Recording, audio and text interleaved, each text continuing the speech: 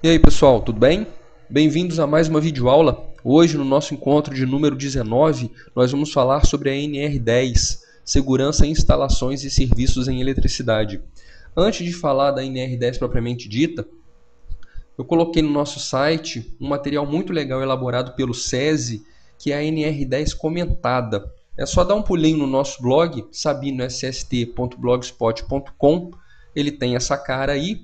E logo aqui embaixo vocês vão ver o link com o nosso site. Lá dentro, na parte Downloads, entre outros materiais, vocês vão encontrar a NR10 comentada. Eu acho que vale a pena para quem já trabalha na área ou para quem está estudando. Não é um material muito longo, tá? São tudo perguntas e respostas. Eu acho que fica um aprendizado bem tranquilo. Ok, gente? Falando sobre a NR10 propriamente dita, lógico que eu não vou abordar toda a norma, então vamos dar só uma geralzona sobre ela, chamando a atenção para alguns pontos mais importantes, ressaltando também que ela está à disposição no nosso blog. Né? Então a NR se aplica às fases de geração, transmissão, distribuição e consumo, incluindo as etapas de projeto, construção, montagem, operação, manutenção das instalações elétricas e quaisquer trabalhos realizados nas suas proximidades, observando-se as normas técnicas oficiais estabelecidas pelos órgãos competentes e, na ausência ou omissão destas, as normas internacionais cabíveis. Pessoal, é a primeira vez que uma NR vem falando sobre norma internacional. O que ela está falando? Que a NR10 se aplica a tudo que envolve eletricidade, ou trabalho em eletricidade, ou trabalho próximo à eletricidade. Né? E se as normas oficiais forem omissas, tem que respeitar as normas internacionais.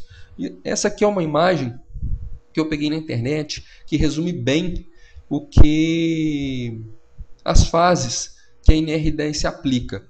Ou seja, gente, geração, transmissão, distribuição para grandes e pequenos consumidores e o consumo. Lógico, desde que nesse processo produtivo, vamos chamar assim, você tenha trabalhador regido pela CLT, que é o que a gente comentou numa das nossas primeiras videoaulas. Então, gente, voltando para o item 10.1.2, a NR10 se aplica a geração, transmissão, distribuição e consumo. Ok? Ficou claro, né? Vamos seguir em diante. O 10.8 ele vem falando da habilitação, qualificação, capacitação e autorização. Vocês vão encontrar ao longo da norma muitas vezes referências a esses 4 profissionais: o habilitado, qualificado, capacitado e autorizado. O que vem a ser cada um deles? O qualificado é aquele que tem curso específico na área elétrica reconhecido pelo Sistema Oficial de Ensino. E o que é o Sistema Oficial de Ensino? É o MEC. Então, se o curso for reconhecido e aprovado pelo MEC, né, e o trabalhador tiver a diplomação, a certificação, a conclusão desse curso, ele passa a ser o trabalhador qualificado. Na formação inicial, o eletricista, por exemplo, esses cursos de formação de mão de obra. Nível médio são os cursos técnicos, o eletrotécnico, o eletromecânico, e de nível superior, o engenheiro eletricista. Esses são os cursos específicos na área elétrica. O profissional legalmente habilitado é o profissional qualificado com registro no conselho de classe. Um exemplo óbvio, o engenheiro eletricista, ele passa a ser profissional legalmente habilitado segundo as exigências da NR10 quando ele faz o seu registro no CREA. Tá? O autorizado, gente, anuência formal da empresa. Não adianta nada, por exemplo, você ter um engenheiro eletricista com registro no CREA, é o profissional legalmente habilitado, mas ele trabalha como administrador da empresa. Ele não é o autorizado de acordo com a NR10. É uma anuência formal, um documento por escrito. Tá? E o capacitado, já eu falo o porquê do asterisco, o trabalhador capacitado é aquele que recebe a capacitação e trabalha sob a responsabilidade do profissional legalmente habilitado e autorizado. Ele tanto vai receber a capacitação desse profissional, o legalmente autorizado, o profissional legalmente habilitado, que é o qualificado com registro no conselho de classe e autorizado, que tem a anuência formal da empresa, e trabalha sob a responsabilidade dele. Ok? Agora, o porquê do asterisco? A norma chama atenção para o fato de que a capacitação só tem validade para a empresa que capacitou esse profissional e nas condições estabelecidas pelo profissional habilitado e autorizado responsável pela capacitação. Ou seja, se hoje eu sou capacitado numa empresa X, recebo uma proposta de trabalho na empresa Y e vou para lá, a minha capacitação não serve mais. Ok, né, gente? Isso tudo está definido na norma. Acredito que falando assim a gente não tem muita dificuldade de entender, não. Tá? A pergunta que não quer calar. Todo lugar que eu vou, dando curso, dando palestra, dando treinamento, dei uma aula recentemente sobre a NR10, me perguntaram isso também. O técnico de segurança do trabalho pode dar a capacitação exigida pela NR10? Gente, a resposta é não. Eu não estou falando que o técnico de segurança do trabalho não pode dar um curso sobre a NR10. Pode.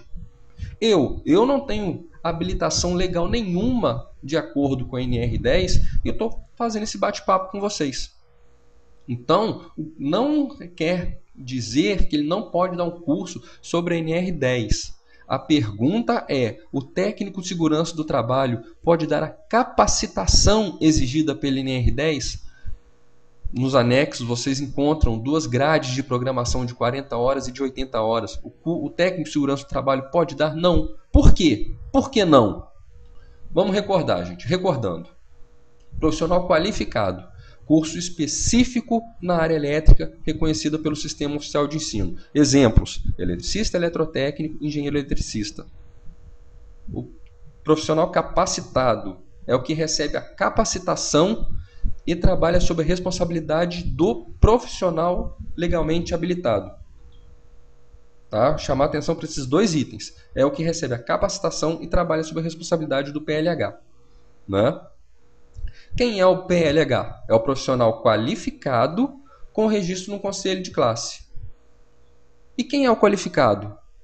É o que tem o curso específico na área elétrica reconhecido pelo Sistema Oficial de Ensino. Então, gente, o técnico de segurança do trabalho, uma vez que ele não tem o curso específico na área elétrica, mesmo que ele tenha o registro no Ministério do Trabalho, mesmo que ele tenha feito o seu registro no CREA, que eu, Alexandre, considero como indevido, tá? Porque o CREA é o Conselho Regional de Engenharia e Arquitetura e Agronomia. Os conselhos, eles regulamentam e fiscalizam o desempenho da profissão. Eles não são sindicatos que defendem os interesses da classe. Então, no meu entendimento, técnico de segurança do trabalho fazer registro no CREA é a mesma coisa que um técnico de enfermagem fazer o seu registro no CRM, por exemplo, no Conselho Regional de Medicina. Isso não significa que ele pode clinicar. Tá? Mas voltando. Então, gente, o técnico de segurança do trabalho, uma vez que ele não tem um curso específico na área elétrica, ele não é considerado profissional legalmente habilitado, porque ele não tem essa qualificação. Logo, ele não pode dar capacitação, porque a capacitação tem que ser feita pelo profissional legalmente habilitado. Gente, dúvidas, sugestões, meu e-mail está à disposição, tá? sabino.sst@gmail.com. Mas eu acredito que tenha ficado claro para todo mundo. Vamos em frente. Sinalização de segurança. A norma traz muita coisa sobre sinalização de segurança. Eu queria dar um exemplo para vocês aqui. Um exemplo primeiro é a identificação dos circuitos elétricos. Vocês têm aí 2 exemplos de circuitos elétricos e aqui está a identificação deles. Na imagem da esquerda, você vê uma etiqueta falando a que se refere cada um desses disjuntores e do lado direito, né, um destaque também para a etiqueta falando o que cada um desses circuitos representa. Travamento e bloqueio. Isso aqui é um exemplo de travamento e bloqueio. Reparem, gente, que esse dispositivo aqui, ele impede o acesso a uma dessas botoeiras. Esse aqui, prateado, impede a abertura daquele bloqueio inicial. E mais aqui embaixo, vocês veem vários cadeados travando esse segundo dispositivo. Ou seja, cada trabalhador que vai acessar a área, ele coloca um cadeado desse e só ele tem acesso à chave, para que ninguém religue o dispositivo por engano. Então isso é um bloqueio, tá? O item C, restrição de impedimento de acesso, né? Você vê aí uma grade amarelada, né, ao redor da estrutura. Isso é um bloqueio, isso é um impedimento de acesso, né? Delimitação de área, aí sim a fita, o que a gente não pode confundir com impedimento de acesso, isso não está impedindo o acesso de ninguém, apenas está delimitando uma área, né? A letra E, sinalização de área de circulação em vias públicas, é o que a gente está cansado de ver quando tem esse pessoal da empresa de companhia elétrica fazendo atividade em poste, por exemplo. Eles geralmente usam esse tipo de dispositivo, né? E a identificação do impedimento. Esse aí é um exemplo também. Eu não estou impedindo, eu estou identificando que a área está impedida. Tá? Tá? Essas são todas as imagens conseguidas na internet. Gente, lancem mão do Google. Tá? Não estou sendo pago pelo Google. Ou Google ou qualquer outra ferramenta de busca. Vocês encontram hoje muita coisa legal, muita coisa não presta, né? Mas sabendo dar uma filtrada, vocês encontram muita coisa interessante sim na internet, né? Voltando para o item 10.3.8, o projeto elétrico deve atender ao que dispõe as normas regulamentadoras de saúde e segurança no trabalho e as regulamentações técnicas oficiais estabelecidas. Eu queria chamar a atenção para esse item, por quê? Porque a norma abre um leque de possibilidades, além daquelas normas internacionais, que a gente já comentou, para outras regulamentações técnicas oficiais. Um exemplo, e o maior exemplo, é o caso da NBR 5410 de 2005, que são as instalações elétricas de baixa tensão. No item 4.1.2 ela fala que a instalação elétrica deve ser construída de maneira a excluir qualquer risco de incêndio de materiais inflamáveis. Gente, olha esse exemplo aqui. Não quero levar em consideração isso aqui não, porque isso aí é fiação exposta, está absurdamente errado.